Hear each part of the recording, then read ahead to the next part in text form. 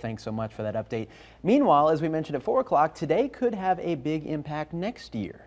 That's right. Landon Mueller has that part of our coverage. He's live in the newsroom. And Landon, I'd imagine they'd have something to say about how this is a prequel to the 2020 election. That is right. We talked about that, Kristen, with some political experts today. And if you watched any of the testimony today or from watching Nicole's story just now, you'd see that a lot of the questions were partisan based.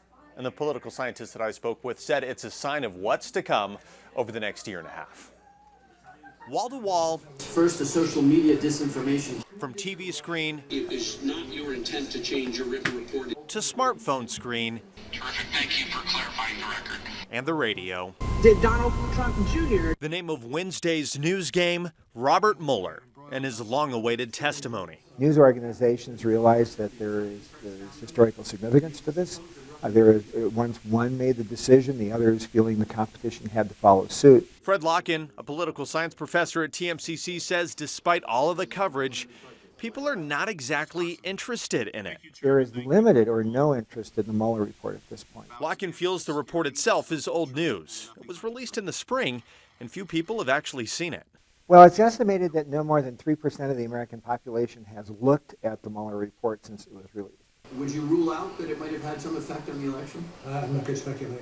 Also, the middle of the summer is a hard time to get people to pay attention. Especially in July, which is a very low month for people to be watching anything on television. Anyway, it's just no matter what happens, not going to have the impact they were hoping. Locken calls the testimony political theater. The battle between Democrats and Republicans is a sure sign of what's to come next year. This is not going to be a fun campaign cycle coming up, and I can empathize with voters. This is not helping them at all. He says it does the opposite. This is only making them hate politics, I think, more.